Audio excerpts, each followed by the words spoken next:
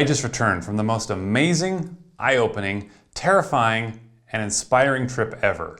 Liberia is an absolutely incredible country, and I want to tell you everything. But first, I want to let you know that Liberia can kind of be crazy at times. And so there were some times when I just didn't feel safe waving a camera around. I mean, I'm not Logan Paul. I wanted to respect the people, I wanted to respect the country, and most importantly, I wanted to come back alive. So what this video is going to be is a little bit of a narration of some of the sights and sounds of the wonderful country of Liberia. Let me introduce you to my team. I knew I wasn't going to travel to Liberia alone, and so I recruited someone who had actually been there. This is Carson, and he used to live in Liberia as a missionary, and he knows the country like the back of his hand. This is Tim and Matt. They volunteered to come on their own dime and be the sacrificial lambs, meaning that if things got crazy, they'd stay behind while I managed to escape. I mean, isn't that what friends are for? What you gotta know about the trip to Liberia is that it's long, like 36 hours long. But I knew that I was headed somewhere special because the lady sitting behind me sang and prayed to Jesus the entire time. He is able, I know my God is able to carry me through. Anyway, we finally arrived at the airport and it was no bigger than a 7-Eleven. And it didn't smell much better either. But we finally met up with our driver and we were on our way to the hotel. And everything was pitch black. I mean, where are the street lights? You'd randomly just see people wandering in the dark along the side of the highway. Oh, and there's fires everywhere. I guess that's normal? People just throw their trash into big piles and set it ablaze. We finally made it to the hotel where I was happy to finally get some much needed sleep. And during the night, I started to wonder what I'd gotten myself into. But when I awoke, I thought I was in the most beautiful country on earth. I mean, the place was just wonderful and tropical. But then we started to head into the city and I learned where this country had gotten its reputation. The place just screams third world.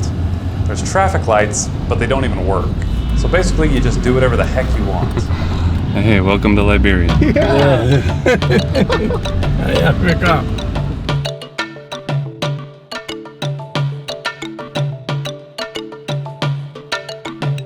By the way, this is John, our driver, and he's the best driver in Monrovia. And when traffic is bad, he just uses the express lane.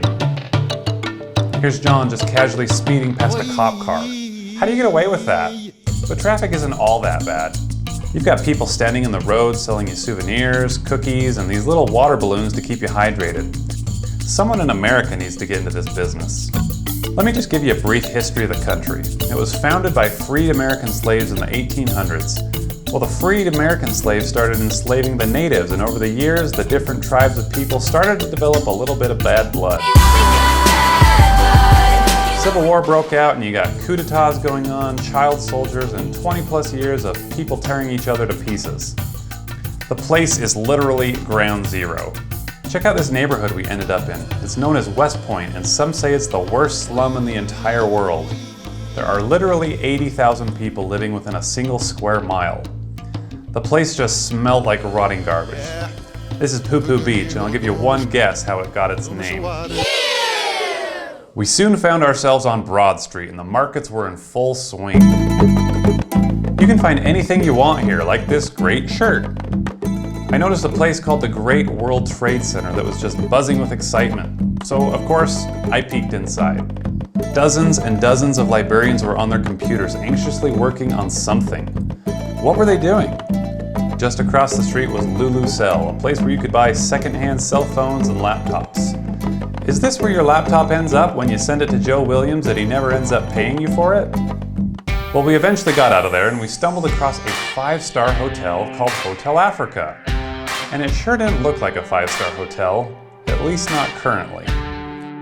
The place was huge and was sitting on prime real estate. How does this happen? How do you let such an amazing piece of property go to crap? This is Gabriel. He used to run the recreation program here. Before the war, this place was 5-star hotel. And I can bet anybody could be the best in West Africa. You enter here before the war, it's something like you are somewhere in Europe. War brings destruction. Now Gabriel is out of work. He hopes and he prays for the day that investors will come and bring back patrons from all over Africa and the world. Well, soon we were off to meet George, a native Liberian who served as a missionary with Carson. George had the sweetest little family, and Liberians always want to feed you. So on the menu today we had, well, let me just have Sister Freeman explain it. Dumba and granite soup. Yeah, that. And one thing that you need to know is that it's a huge insult to the people to not eat their food. So when they offer it to you, you eat it. And you eat all of it.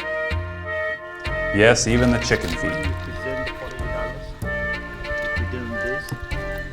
At this point, we considered ourselves lucky that we had gotten all of our shots and that our hotel had flushing toilets, because the rest of the evening looked a little like this.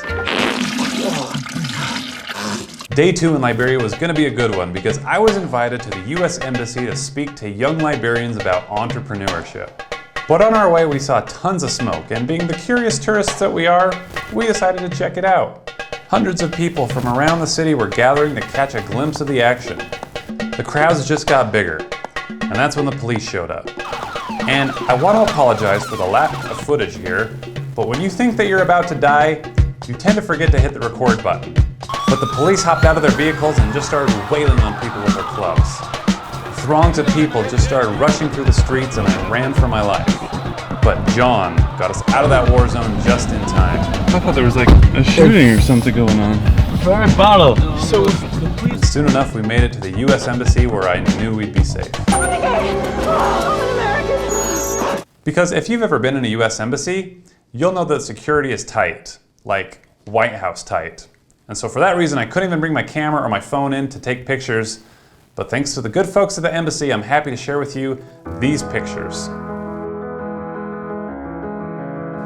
We met with some of the brightest young minds in Liberia about creative marketing and setting yourself apart from the competition. I listened to their ideas about what needed to change and what businesses they wanted to get off the ground. That's when I decided to take Pleasant Green investments to a new level. So we held a mini Shark Tank competition, and I listened to the different pitches from these bright young minds. I can't tell you how much potential this country has. I knew right then that this is what we needed to be doing in Liberia. We've got to get Liberians working again. We've got to get the economy back to where it was. These vacant, war-torn buildings in Monrovia stand as a testament to what Liberians are capable of when given a chance. This is exactly where I needed to be. But first, I needed to find the guy who got this ball rolling in the first place. And in a dangerous city that was full of surprises, it wasn't going to be easy. But Joel was out there, and I was going to find him.